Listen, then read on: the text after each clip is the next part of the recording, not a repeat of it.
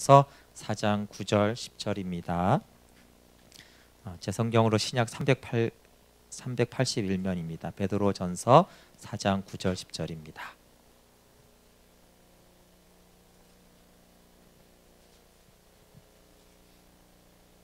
베드로전서 4장 9절 10절 짧으니까 한 목소리로 이렇게 봉독해 보겠습니다. 베드로전서 4장 9절 10절 읽겠습니다. 시작. 서로 대접하기를 원망 없이 하고 각각 은사를 받은 대로 하나님의 여러 가지 은혜를 맡은 선한 청지기 같이 서로 봉사하라. 아멘. 네, 오늘 기독교 강요 41번째 계속 자기 부인에 대한 말씀이고요. 자기 부인이 이제 그리스도인의 생활에 대한 말씀인데, 그리스도인의 생활의 핵심이 자기 부인이라고 했고요. 이제 자기 부인이 이웃 사랑과 일하는 태도를 바르게 한다. 이 태도와 이제 자기 부인과는 굉장히 연관성이 많이 있습니다. 네, 늘 하듯이 우리 복습을 간단하게 하면 기독교의 강령이 무엇이냐고 한다라면 첫째도 둘째도 셋째도 언제까지나 겸손이라고 했고, 기독교의 겸손은 선을 위한 어떤 결심 과정 성취에서 우리가 무엇을 했다고 하는 것이 교만이고, 그것이 주님의 은혜고 주님이 하셨다라고 하는 것이 겸손이라고 했습니다. 네, 그리고 성경의 목적은 항상 그리스도와 영생에 있습니다. 믿음은 항상 믿음은 하나님의 선하심을 바라보는 것이라고 했어요. 그래서 믿음이 무엇일까라고 했을 때 내가 하나님의 선하심을 계속 바라보고 온 한 주라면 비록 연약해도 내가 믿음의 길을 가는 것이고, 근데 또 믿음의 단점은 이렇게 절망할 수 있다고 그랬잖아요, 그렇죠? 그러니까 이제 소망이 우리 가운데 다시 생기를 회복시켜 주셔서 그 믿음의 경주를 끝까지 걷게 합니다. 그리고 회개는 하나님께로 돌아서는 것이고, 그때 우리는 그리스도 안에 거하게 됩니다. 그 회개가 참 중요한데 카톨릭의 회개와 기독교의 회개를 좀 비교했었는데요. 카톨릭도 회개를 하는데 그것은 이제 회개가 공로가 되는 구조를 가지고 있다고 그랬어요. 그것이 아니라 우리의 회개는 너무나 중요하지만 하나님의 자비가 회개와 용서의 원인이 되고 근거가 됩니다. 그래서 회개한 사람이 자기의 회개를 자랑할 수 있는 것이 아니죠. 내가 회개하게 된 것도 주의 인자하심 때문이다라고 하나님의 은혜만을 고백하게 됩니다. 그리고 참 징계가 우리는 좋지 않지만 어쨌든 징계에서 유익을 얻는 사람이 되려면 하나님의 죄에 대해서는 노하지만 자기 자신에 대해서는 자비하시다라는 것을 항상 기억해야 됩니다. 네. 혹시 여러분이 이렇게 징계를 받아보셨으면 이걸 알 수가 있어요. 하나님은 생각보다 우리의 죄에 대해서 우리의 생각보다 더 진노하세요. 근데 또 우리 자신에 대해서는 우리의 생각보다 훨씬 자비하세요. 그것이 좀 차이죠. 우리는 정죄감을 당하면은 그 죄로 인해서 나를 싫어하잖아요, 그렇죠? 근데 하나님은 죄와 우리 자신을 다르게 대하십니다. 근데 이제 우리가 복음의 삶에 대해서 말을 할 때 복음적 완전에 도달하라는 것이 아니라 완전한 친교를 목표로 정하라는 것이라고 했어요. 그래서 목표는 분명하게 성경에서 말하는 그 기준대로 정해야 된다. 표대는 분명해야 된다라는 것이에요. 그렇지만 거기로 향하고 있는 것, 그곳으로 가는 것, 그것이 이제 중요합니다. 그런데 우리가 이게 너무 성경의 기준이 높다라고 해서 목표 자체를 잘못 잡거나 엉뚱한 데 잡는 것은 매우 불신앙적인 것이고, 우리가 다 도달하지 못한다 할지라도 우리가 주님과의 완전한 연합에 그 십자가의 목표를 두고 우리가 걸어가는 것, 이루지 못할 수도 있죠. 그러나 그 방향으로 가는 것이 믿음의 길입니다.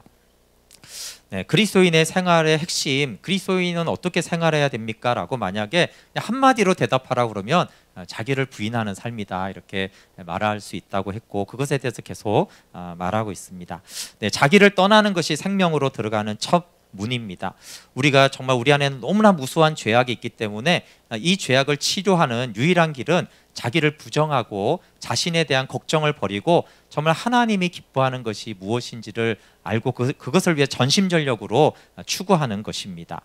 그리고 이제 그렇게 하나님께만이 아니라 이 자기 부인은 이웃에 대한 우리의 태도를 바르게 합니다. 오늘 말씀도 이제 그 중에 한 부분인데, 이웃을 대하는 우리의 태도를 바르게 해요.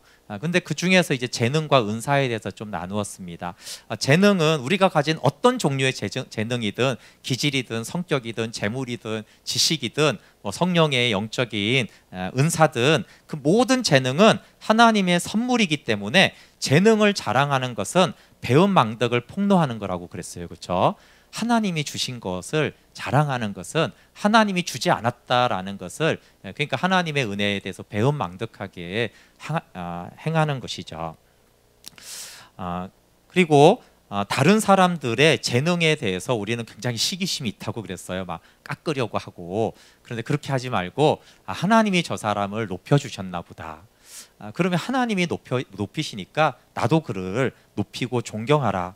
왜냐하면 주님이 그 사람에게 영예를 주었다라면 그것을 빼앗고 헐뜯는 것은 죄악이 된다라고 하는 것이죠. 그리고 이제 이 자기 부인에 대해서 우리가 꼭 기억해야 될 것은, 여러분, 자기 부인에는 결단이 분명히 포함되어 있어요. 내가 이것을 부인하고 주님을 따라야지. 그렇지만 그 결단의 초점이 노력이 아니라 은혜여야 합니다. 은혜 없이 자기를 자꾸 부인하게 되어지면 교만하게 됩니다. 근데 하나님의 은혜 때문에 이런 죄인된 나를 용서해 준 그 사랑 때문에 내가 이제 주님을 따라가야겠다라고 했을 때 그런 자기 부인은 겸손해지는 것이죠. 그리고 자기 부정은 이제 이웃을 돕는 태도를 바르게 하는 부분에 대해서 오늘 좀 계속 나누려고 하는데요. 이웃의 유익을 구하는 것은 참으로 어려운 일입니다. 늘 칼빈은 우리가 얼마나 타락한 죄인인지와 함께, 그렇지만 하나님이 어떠한 기준으로 사는, 굉장히 이렇게 양쪽을 많이 말해요. 그런데 굉장히 또 막 부담스러운 얘기를 하다가 갑자기 우리는 죄인이다 이런 얘기를 많이 해요. 진짜 우리는 이웃의 유익을 구하기 어려운 거예요. 자기를 벗어버리지 않고서는 이 방면에서 아무 성과도 거두지 못하기 때문입니다. 자기를 포기하고 이웃을 위해 자기를 전적으로 바치지 못하면 사랑의 일을 행할 수가 없어요. 고린도전서 13장에 나오는 사랑은 오래 참고 온유하고 시기하지 않고, 이런 것들이 다 자기 부인의 상태를 말하는 것이거든요. 우리가 자기를 부인하지 않으면 오래 정말 참아집니까? 그리고 막 시기가 되잖아요. 그냥 자기도 모르게. 그리고 온유하기는커녕 이게 자꾸 짜증이 나고 판단이 됩니다. 그래서 봉사라고 섬김이라고 했을 때는 행위의 양을 따지는 것이 아니라 자기를 부인한 만큼 사랑의 일을 한 것입니다. 우리가 이제 봉사, 섬김 이런 걸 할 때, 그렇죠? 교회 안에서나 밖에서나 할 때 섬김의 기준이 세상과 성경은 굉장히 다릅니다. 세상은 행위를 보죠. 얼마를 했나, 얼마의 시간을 했나, 어떤 만큼 양을 봉사했나, 이런 것들을 따지지만 섬김의 기준은 사랑이에요. 그리고 그 사랑의 기준은 자기를 부인하는 것입니다. 정말 사랑은 자기가 부인된 상태에서만 우리에게 사랑이 나오거든요.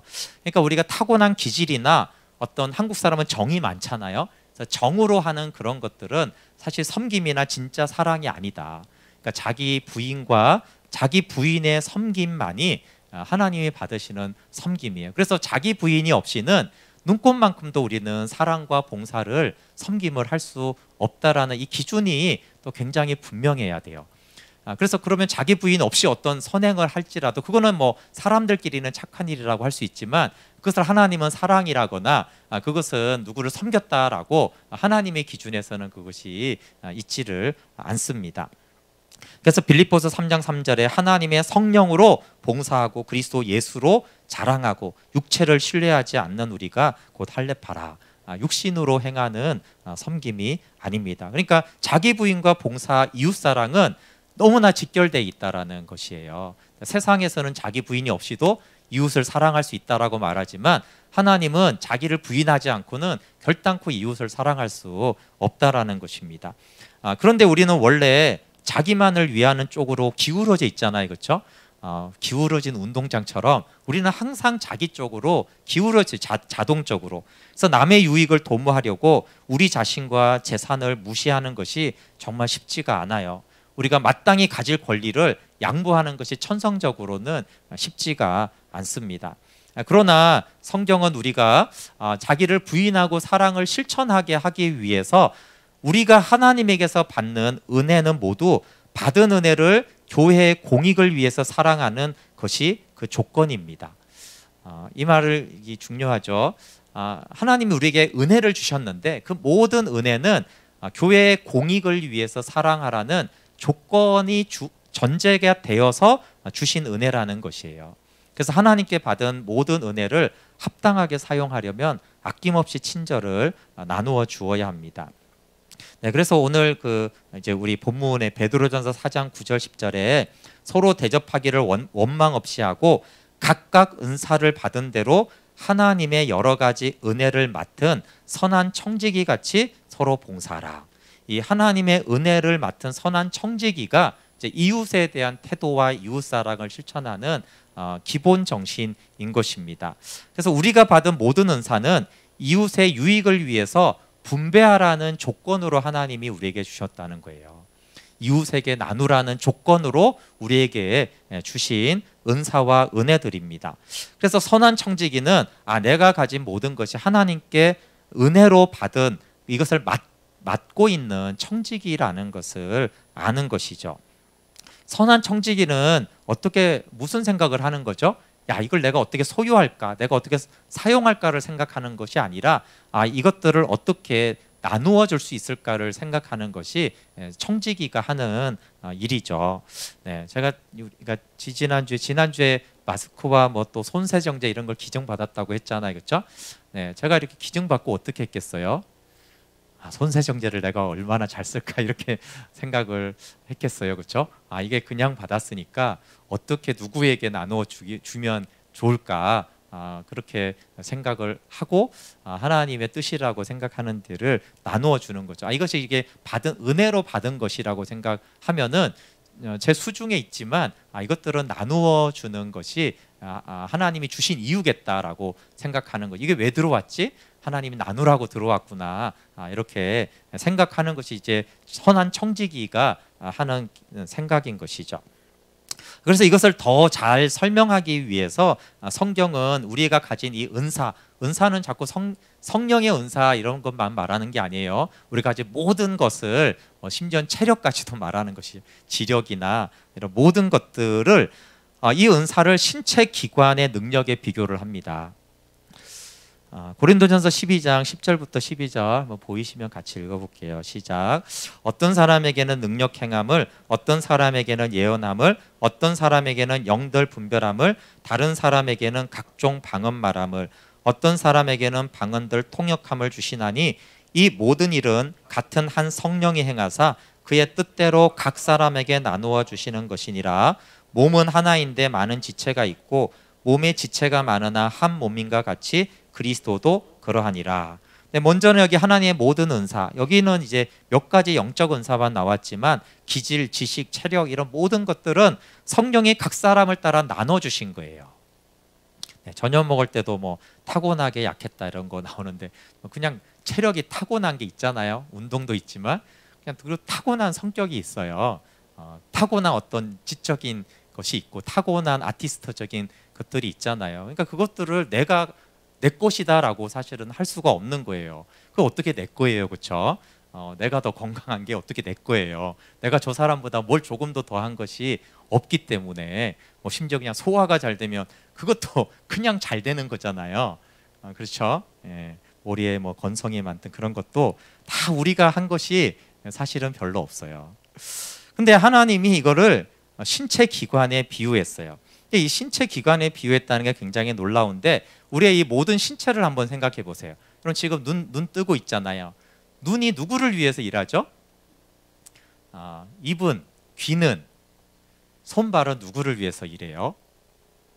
놀랍게도 이 오른손이 오른손 자신을 위해서 일하는 경우가 거의 없다는 거예요. 그렇죠? 예를 들어 어깨가 무거우면 어깨로 해서 주물한던가, 그렇죠? 어깨를 위해 일하죠. 머리가 아프면 머리 감느라고 머리를 위해서 일하고, 눈이 간질거리면 눈을 위해서 일하고, 발은 누구를 위해 일하죠? 발이 발 자신을 위해서 일하는 경우가 완전 없지만 거의 없어요. 그렇죠? 발이 걸음으로 인하여서 사실 여러 가지 이동도 하고, 가서 손이 하고 싶은 일 있으면 발이 옮겨다 주는 거예요. 그렇죠? 또 아름다운 경치를 구경하고 싶으면 눈이 하고 싶은 그 목적을 위해서 발은 움직여 주잖아요. 그러니까 이 신체 기관은 굉장히 특이한데 다른 기관을 위해서 일하게 돼 있다는 게 우리 신체 기관은. 근데 입 자신을 위해서 음식을 먹는 게 아니잖아요, 그렇죠? 입이 위가 소화를 하도록 그렇게 씹고 넘기는 거예요. 그런데 그 입이 그렇게 몸의 건강이나 위와 장을 위해서 일을 하면 어떻게 되어져요? 결국은 입에게 그 유익이 돌아와요. 이해 가시죠? 그러니까 우리의 모든 지체는 다른 지체나 몸 전체를 위해서 일을 하게 돼 있고, 그러면 그 몸 전체가 어떤 평안함과 건강한 상태가 되잖아요.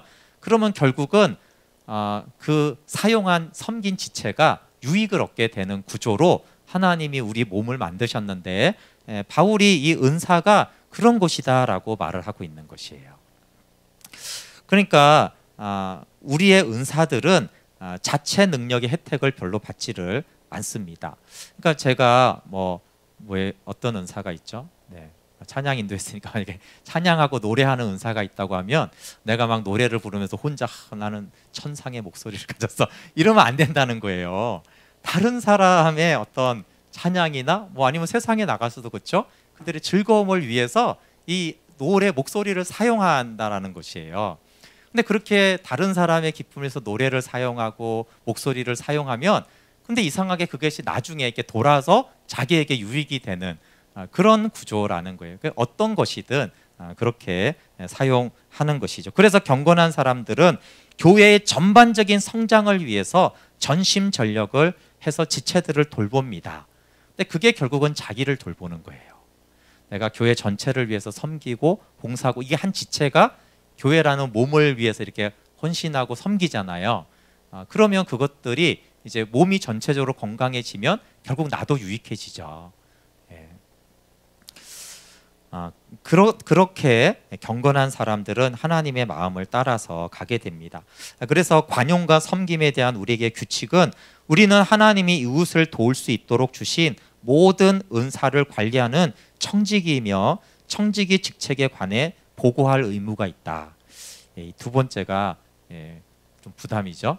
우리가 청지기라면 주인이 아닌 이상 청지기는 주인한테 이걸 어떤 식으로 관리하고 배분했는지를 보고할 책임이 있다라는 거예요.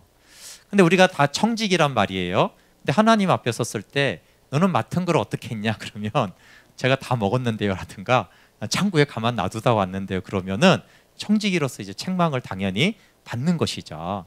그러니까 청지기로서 우리는 하나님께 보고할 의무가 있다라는 것이에요. 당연하죠. 그렇죠? 여러분 우리가 재직회만 해도 재정이 이렇게 썼다고 보고를 하는데 그거 뭐라고 그렇게 근데 정말 하나님이 주신 그 존재적인 것들에 대해서 하나님이 이렇게 저가 사용을 했습니다. 하나님이 주신 것들을 이렇게 사용을 했습니다 라고 할 의무가 있습니다. 올바른 청지기의 자격은 사랑입니다. 그 사랑은 자기 일보다 남의 일을 더 중시하게 되어 있어요. 그리고 이 청지기가 남에게 나누어 주는 것은요 의무지만 하나님이 기뻐 받으시는 거룩한 제사예요. 여기 오직 선을 행함과 서로 나누어 주기를 잊지 말아라. 이것은 하나님이 이 같은 제사를 기뻐하신다. 그러니까 우리가 청지가 돼서 선을 행하고 나눠주잖아요. 그것이 뭐라고요? 하나님이 기뻐 받으시는 제사라고요. 네, 그냥 착한 행위가 아니라 하나님이 기뻐하는 제사가 됩니다. 그러니까 이 천한 청지기가 올바른 일을 할 때마다 하나님이 어떻게 하세요? 너무나 그 제사를 예배를 기쁘게 받으시는 것이죠. 그런데 좀 어려움이 있습니다. 그래서 이웃사랑은 사람의 종류에 좌우되지 않고 하나님만을 우러러 보아야 한다. 선을 행하다가 낙심하는 것을 피할 수는 없는데 이걸 우리가 막아야 됩니다. 성경에 선을 행하다가 낙심하지 말라고 했는데 왜 써놨겠어요? 낙심이 되니까. 근데 제일 낙심이 되는 것 중에 하나가 뭐예요? 그 선을 행하는 대상에 대한 기대예요. 좋은 사람이겠지, 감사하겠지. 이렇게 이제 선을 행하면 어떻게 돼요? 결국은 낙심하게 되죠. 아니 선을 행해서 나눠줬는데 전혀 감사하지도 않고, 그렇죠? 오히려 당연하다는지 받고 심지어는 뭘 줬냐 이러면서 그럴 때 이제 선을 행하다가 우리가 낙심을 하게 된다라는 거예요. 그래서 성경은 그 사람의 종류를 보고 주지 말아라, 선을 행하면 안 된다라는 거예요. 그러면 우리는 낙심하게 돼서, 사실 인간들이 다 죄인인데 몇 %나 그걸 제대로 알겠어요. 하나님을 배신하는 사람이 대다수이듯이 사실은 사람들 간에도 그렇기 때문에 그래서 이 사람이 같이 있어서 내가 베풀려고 하면은 되게 낙심이 된다는 거예요. 그러니까 이제 선을 행하다 그만하게 되죠. 그것이 뭐 몸으로 하는 거든 돈으로 하는 거든 뭘로 하는 거든 그만하게 된다는 거예요. 그래서 성경은 사람 자체의 가치가 있다라고 한 적이 없다는 거예요. 모든 사람 안에 있는 하나님의 형상을 보고 그 형상에 대해서 경의와 사랑을 표시하라는 것이죠. 그래서 이 사람이 비록 불신자여도 그래도 하나님의 형상대로 지음받았으니까 그러니까 그것에 가치를 둬야지 그 사람의 성품이나 행함에 어떤 가치를 둔다라면 우리는 낙심하게 될 것입니다. 특별히 믿음의 식구들 사이에는 그 거듭난 하나님의 형상, 여전히 남아있는 그 못된 승질이 아니라 그래도 그 안에 있는 하나님의 형상을 보고 그 형상이 귀하기 때문에 그냥 그것으로 선을 행하라는 것이에요. 이게 갈라디아서 6장 9절에 우리가 선을 행하되 낙심하지 말지니 포기하지 아니하면 때가 이름에 거두리라. 그러므로 우리는 기회 있는 대로 모든 이에게 착한 일을 하되 더욱 믿음의 가정들에게 할지니라. 이것이 하나님의 형상을 봐야지만 이렇게 우리가 할 수 있는 것입니다. 우리를 미워하는 사람을 사랑하고 악한 일을 한 사람에게 유익을 해주고 비난하는 사람에게 축복으로 대한다는 것은 정말 어려운 일이고 인간의 본성과는 너무나 반대가 됩니다. 근데 이렇게 행하려면은 산상수훈을 하려면은 타인의 악의를 생각하지 말고 하나님의 형상만을 주시할 때 이렇게 행할 수 있는 유일한 길이다. 칼빈이 이렇게 말해요. 그러니까 그걸 자꾸 구분해서 볼 줄 알아야 된다는 것이죠. 그렇지 않으면 교회 안에도 얼마나 미운 사람이 많아요, 그렇죠? 그래도 하나님의 형상이고 하나님이 사랑한 그것을 자꾸 볼 때에만 우리는 이웃사랑과 이 관계를 해 나갈 수가 있습니다. 네, 그리고 이제 보이는 사랑보다는 의향이 중요합니다. 어떤 사람은 후한치 하면서 자랑하는 얼굴이나 많잖아요, 그렇죠? 어떤 사람을 구찌하면서 굉장히 이렇게 잘난 체하고 교만한 태도로 이렇게 물건을 막 주는 경우가 너무나 많잖아요. 그런 것들은 이제 사랑이 전혀 아니다. 그 마음의 태도가 아니기 때문에. 그래서 자기가 돕는 사람의 처지에 자기를 두어야 된다. 만약에 우리가 노숙자를 만약에 돕는다라면 내가 노숙자라고 생각을 해야 된다라는 거예요. 그래서 그의 불행을 자기가 당하며 견디는 것 같이 동정해야 된다. 그래서 자신을 돕는 것 같이 남을 도와야지. 뭐 잘난 사람이 있는 사람이 그런 태도로 하는 그 의향은 사랑이나 자기 부인이 전혀 없는 것이다라고 하는 것입니다. 그래서 마음의 중심으로 선을 행해야 된다. 그리고 하나님께 대한 자기 부인은 하나님의 뜻에 대한 헌신입니다. 성경은 여기서 이제 하나님의 뜻을 행하는 것만이 아니라 그렇게 행할 때 우리가 이제 평안을 얻어야 되는데 평안을 얻으려면 우리 자신과 모든 소유를 주님의 뜻에 맡기고 우리 마음의 소원을 하나님께 일임함으로써 길들이며 복종하도록 하라고 권고를 합니다. 근데 원래 인간의 본성은 재산과 명예와 권력을 탐하고 이건 굉장히 추구하고요. 또 하나는 가난한 살림과 이름 없는 처지가 되는 것을 굉장히 무서워하고 미워합니다. 이것을 통해서 우리는 자기의 계획대로 사는 사람이 얼마나 불안한 마음인지를 알 수 있어요. 사람은 계속해서 재산, 명예, 권력을 탐하기 때문에 이게 안 채워지면 불안하고 대신에 또 가난하거나 자기의 이름이 없거나 무시당하는 것을 두려워하기 때문에 이 모든 상황이 이제 불안한 상황이 되니까 우리는 내 계획으로 사는 사람의 마음이 얼마나 불안한지를 알 수가 있어요. 자기 자신도 사실은 특히 뭐 우리는 어려운 일이 생겼을 때 불안한 것 같지만요. 가만히 자기를 영혼을 들여다보면 그냥 아무 일이 없으면 불안한 거예요. 그렇게 느끼세요? 그걸 못 느끼려고 막 계속 드라마 보고 TV 보고 뭘 듣는데 사실은 아무 사건이 없을 때도요. 사람은 그냥 영혼이 불안해요. 뭔가를 두려워하고. 그래서 불안과 탐심에 빠지지 않기 위해서 경건한 사람들은 주님께서 주시는 복이 아닌 방법으로 번영하겠다는 욕망, 희망, 계획을 가지지 않아야 됩니다. 그리고 안심과 확신을 품고 주께서 주시는 복에 몸을 맡기며 거기서 안식을 얻어야 됩니다. 우리는 안심하고 확신을 하면서 하나님이 주시는 복에 우리의 몸을 맡겨야 돼요. 그러니까 하나님이 주시는 복에 우리를 맡기면 우리는 안식을 하고 평안을 누릴 수가 있습니다. 주께서 돕지 않으면 우리의 수완이나 노고가 아무런 유익이 없을 것입니다. 그리고 주님이 축복하시면 어떤 어려움이 있어도 기쁜 결과가 있을 것이에요. 여러분, 말씀을 순종함으로 이것들을 경험해야지만 평안함 가운데 일을 할 수 있어요. 그 일은 교회 일일 수도 있고 직장 일일 수도 있고 아이들이 공부하는 그 모든 일에 평안함으로 할 수 있는 근거는 하나님이 주시는 복을 받겠다라는 그 믿음이 있어야 합니다. 반론이 있을 수 있잖아요. 아유, 뭐 세상 사람들도 부자가 되던데요. 예, 그거 인정합니다. 여기 주님이 주시는 복이 전혀 없어도 어느 정도의 영광과 재산을 얻을 수 있어요. 근데 여러분, 재산을 얻고 어떤 이름이 있으면 그게 복입니까? 하나님의 저주를 받은 사람이 이런 부와 명예를 얻으면은 그것은 전혀 행복하지 않다라는 거예요. 그냥 이미 하나님의 저주가 있기 때문에 티끌만한 행복도 맛보지를 못합니다. 아까 말한 대로 그 사람은 부도 있고 재산도 있고 명예도 있지만 여전히 영혼이 불안하고 두려움이 가득하거든요. 그러니까 평안과 안식이 없는 재물이 무슨 의미가 있냐는 거예요. 사람들이 왜 재물을 모으죠? 왜 집을 사고 싶어 하죠? 평안하고 싶거든요. 안정감을 얻고 싶잖아요. 근데 그 재산이, 그 집이, 그 사람이, 그 보직이 안정감을 주지 못한다는 것입니다. 그렇기 때문에 하나님이 주는 복이 아니면 우리가 얻는 것은 모두 우리의 불행이 되고 맙니다. 네. 안타깝지만 우리 대통령이 어쨌든 우리나라의 제일 성공한 사람 중에 한 명이잖아요. 근데 많은 대통령들이 행복해지지 않았잖아요, 그렇죠?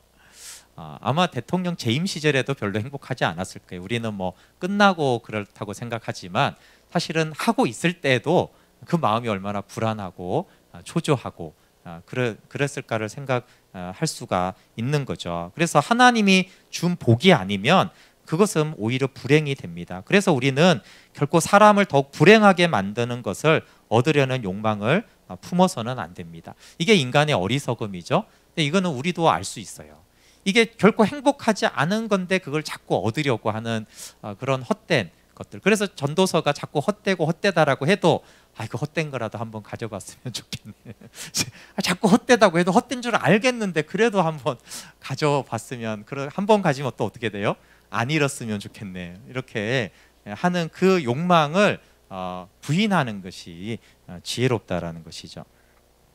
그래서 그리스도인들은 하나님이 주시는 복만을 의지하는 것, 여러분 이것도 자기 부인이라는 거예요. 자기 부인이라는 것이 항상 막 고생하고 꼭 이런 것이 아니라 하나님이 주시는 복만을 의지하겠다. 그게 이제 자기 부인이에요. 또 그 말은 세상이 주는 복이나 사람이 주는 그런 복을, 아니면 자기의 수완이나 이런 것 복은 이제 부인하고 하나님이 주시는 복을 받겠다라는 것이 자기를 부인한 그리스도인의 그 일하는 어떤 태도라는 것입니다.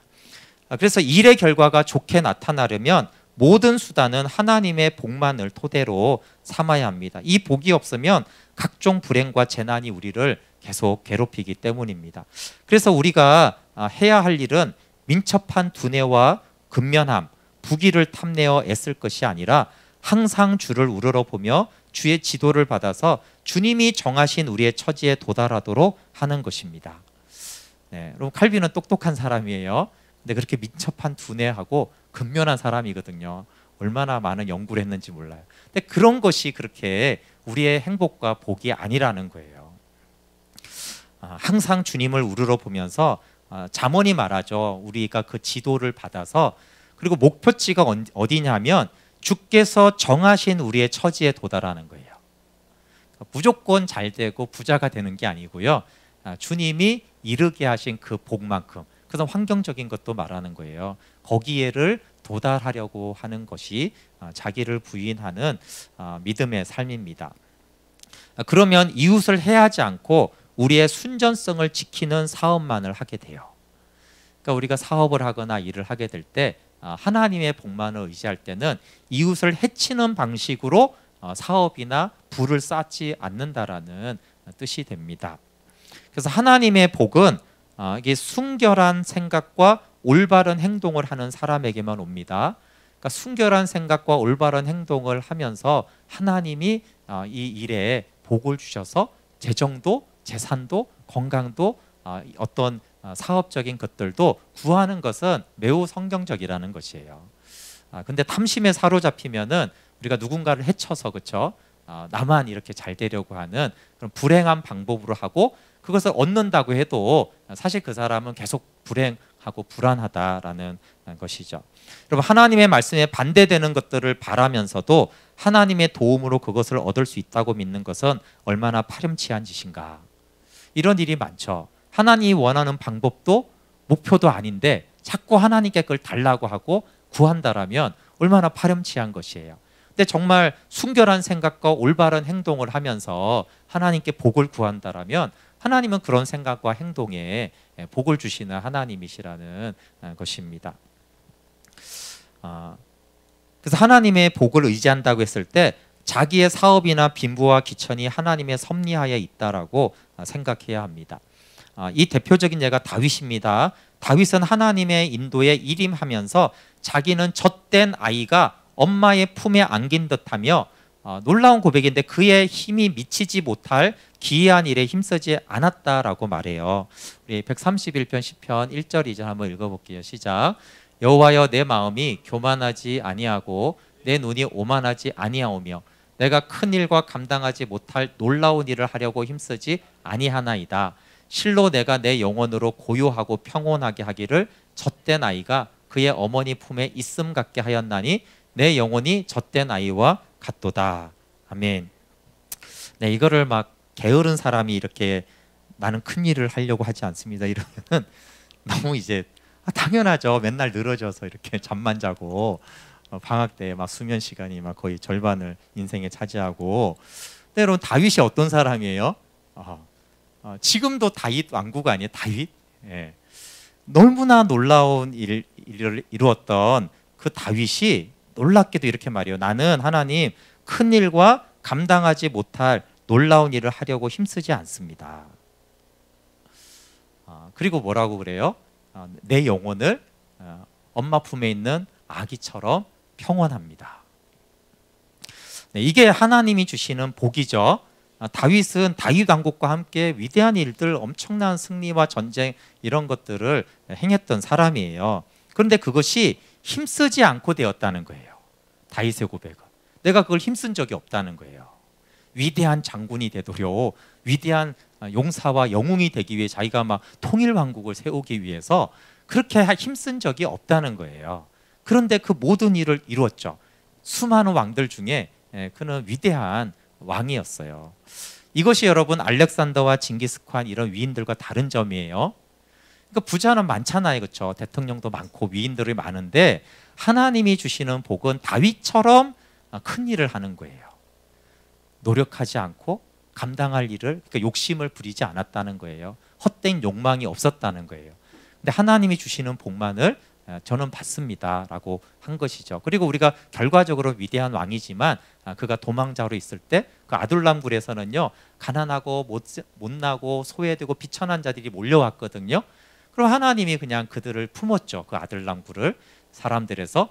거기서 사실 다윗 왕국이 탄생이 되는데, 다윗이 그렇게 하나님이 가난한 자들을 주시면 그냥 가난한 자들로, 그렇지만 그냥 주님 안에 맡기고 주님이 주시는 복만을 구했을 때 알지만 하나님이 계속 다윗을 높여주는 것들을 우리가 알죠. 가장 위대한 이런 메시아를 보내겠다라는 거기까지도 하나님이 복을 주셨어요. 그래서 우리는 알렉산더와 같은 장군이 그거 어떻게 했어요? 큰 일을 하려고 계획했잖아요, 그렇죠? 위대한 업적을 이루겠다라고 해서 사실 어느 정도 일을 이뤘어요. 빨리 죽었지만. 그러니까 똑같은 우리는 부를 말하는 게 아니에요. 똑같은 명예나 성공을 말하는 것이 아니고 하나님이 주신 복으로 만족하는 그 복을 누렸던. 근데 그러면 특징이 뭐라고요? 내 영혼이 평온하면서 하나님이 하시는 일에 당연히 또 이제 전심전력을 다윗이 다 했죠. 그것이 이제 그리스도인이 해가는 어떤 이 세상 일터, 사업, 이 땅의 교육, 어떤 이런 것이라는 것을 말하고 있습니다. 하나님이 주시는 복만을 바랄 때는 일이 바라는 대로 되지 않아도 초조하지 말며 어려운 처지를 혐오하지 말아야 합니다. 그러니까 잘 되는 것도 하나님의 은혜고 안 될 때도 어때요? 초조하거나 불안하거나 혐오하지 말아야 됩니다. 왜 그러냐면 그러면 하나님께 대한 불평이 되기 때문에 그래요. 그래서 일이 잘 될 때는 자신의 공로나 자신의 근면, 노력, 행운 탓으로 돌리지 말고 하나님이 하신 일이라고 여겨 하나님의 공로로 돌리는 것이 마땅합니다. 그러나 또 반대로 일이 잘 안 되거나 그럴 때에도 하나님 안에서 평온과 겸손한 마음으로 행해야 합니다. 왜냐하면 우리가 받은 근본적인 복은 부귀 영화가 아니라 하나님이 주시는 더 큰 안식과 평안이기 때문에 여전히 하나님께 감사할 수 있고 그분의 선하심을 바라볼 수가 있습니다. 네, 그리고 자기 부인은 역경을 견디는 힘을 줍니다. 그러니까 이 자기 부인은 우리 편에서는 매우 힘들지만 자세히 보면 이 자기 부인이 얼마나 놀라운 일들을 행해내는지를 몰라요. 그러니까 또 역경을 이기는 힘도 자기 부인에서 옵니다. 신자의 평화와 인내는 일만이 아니라 현세 생활에 당하는 모든 일에 미쳐야 합니다. 자신을 주께 전적으로 드리고 생활의 모든 부분을 다 하나님의 뜻에 맡긴 사람은 이제 자기를 충분히 부인한 사람입니다. 그 사람은 불행하다거나 불평하지를 않습니다. 지금 이제 코로나인데 실제로 전염병이 퍼지든 흉년이 오든 전쟁이 있든 가난하든 화재가 일어나도 하나님의 선하심과 인자하심을 바라보아야 합니다. 근데 이렇게 화재가 일어나고 막 전염병이 돌고 가난하고 그럼에도 불구하고 여전히 하나님의 인자하심을 바라보는 그 사람에게 그 흉년에 하나님이 식량을 안 주시겠어요? 네, 엘리야에게 까마귀를 통해서라도 공급을 하시잖아요. 하나님이 우리의 집에 주인이 되시고 우리와 함께 하신다라면 그분이 돌보십니다.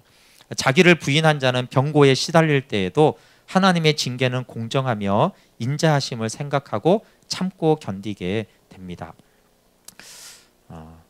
네. 그 사람은 어떤 일을 당하더라도 하나님께서 정하신 것을 알기에 평온하고 감사하는 마음으로 견디고 하나님의 명령에 항거하려고 하지 않습니다. 그래서 자기를 부인한 사람들은 왜 역경을 견딥니까? 역경을 어떤 사람이 못 견디죠?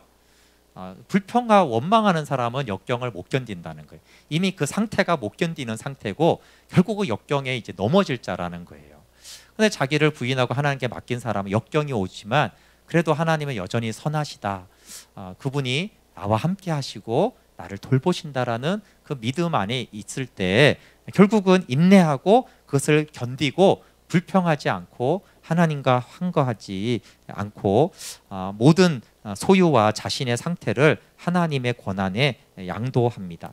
그래서 믿지 않는 사람들과 믿는 자들의 차이는 뭐 다 그렇진 않지만 이교도들은 견고한 마음으로 역경에 대항하기 위해 역경을 운명으로 돌립니다. 그러니까 세상 사람도 역경을 이기기 위한 나름의 방식이 있는데 그 대표적 것 중에 하나가 운명이야. 이렇게 생각을 하면서 나름 이 어려움을 버티려고 한다라는 것이에요. 그러나 경건한 사람은 선악간 운명을 정하고 지배하는 것은 하나님의 손뿐이라고 믿습니다. 그리고 하나님의 손은 행복과 불행을 가장 정연하고 공정하게 배정하신다라고 믿는다. 네, 이 믿음이 없으면 하나님께 맡길 수 없죠. 그러니까 하나님이 우리 가운데 징계하시든 정말 우리의 일을 형통하게 하시든 하나님은 공정하고 하나님은 가장 질서정연하게 하시는 분임을 신뢰하게 될 때 지금 코로나 상황도 그렇잖아요. 갑자기 이해하지 못하는 이 상황에서도 하나님은 여전히 섭리하시고 그분은 공정하시게 우리 가운데 섭리하신다라는 걸 믿을 때 우리는 역경을 이기고 그 다윗의 말처럼 얼마나 그 숱한 과정에 사실은 뭐 이 세상에도 뭐 성공한 사람이 보통 막 두세 번씩 실패를 하는데 다윗은 그 정도가 아니라 정말 그 파란만장한 삶 속에서도 그가 힘들 때가 있었지만 근본적인 다윗의 태도가 하나님 나는 내가 감당할 그 이상의 일을 하려고 하지 않습니다. 그냥 내 영혼을 하나님께 맡기고 하나님의 인도하심을 따라가고 하나님이 하라고 한 그 분량을 나는 그냥 하겠습니다 라고 하는 거. 그러니까 뭐 우리가 알지만 그 하나님이 부르지 않고 그냥 목동으로 평생을 살아도, 그렇죠? 하나님 나를 양치기로 세웠으면 그것으로 인하여서 주님 안에 안식하면 되는 것이고, 또 왕으로 세우면 또 거꾸로도 있어요. 의외로 다 왕시키면 좋아하는 게 아니고 나는 절대 왕을 안 하겠다 그래도 너 왕 되라 그러면은 왕이 돼가지고, 그렇죠? 쉬운 일 아니죠. 그럼 막 정적들도 생기고 다윗도 막 계속 반역자들이 생기거든요. 그렇지만 또 그것도 하나님이 맡기시고 나를 그 위치에 두신다라면 그 위치에 있는 것입니다. 그래서 믿음은, 자기 부인은 우리가 하나님이 정한 것 이상으로 높아지려고 하는 것도 교만이고, 또 하나님이 나를 있게 하는 그것보다 더 자꾸 낮은 곳에서 책임을 회피하고 더 섬기는 기회를 자꾸 가지려고 하지 않는 것도, 그것도 이제 교만한 것이고 하나님 안에 내가 거합니다. 그래서 자기 부인이라는 것은 마무리하겠습니다. 무조건 가난하고 고행하는 게 아니에요. 하나님이 주시는 복은 받는 거예요. 그러나 욕심이나 세상이나 불합리하고 남들을 불행하게 하면서까지 하는 그런 방식들은 하지 않죠. 네. 그 정치인들 중에 크리스찬이 얼마나 있는지 모르지만 좀 안타까운 부분이 있잖아요, 그렇죠?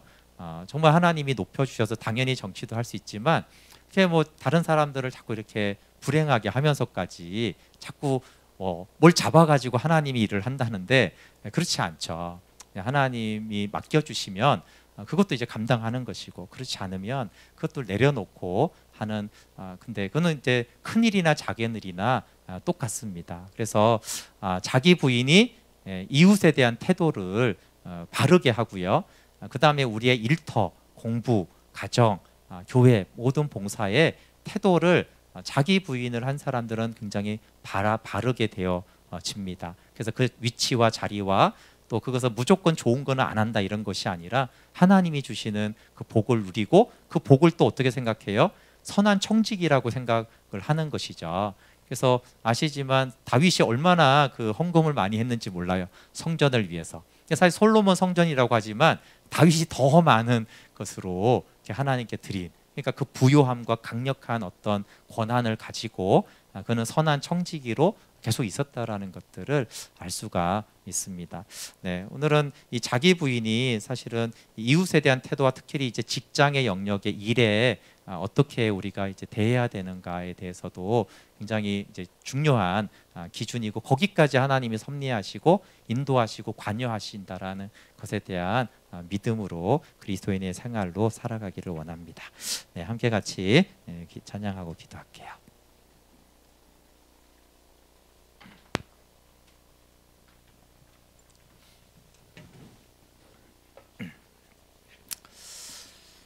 네, 주님 마음 내게 주소서 첫 찬양으로 하려고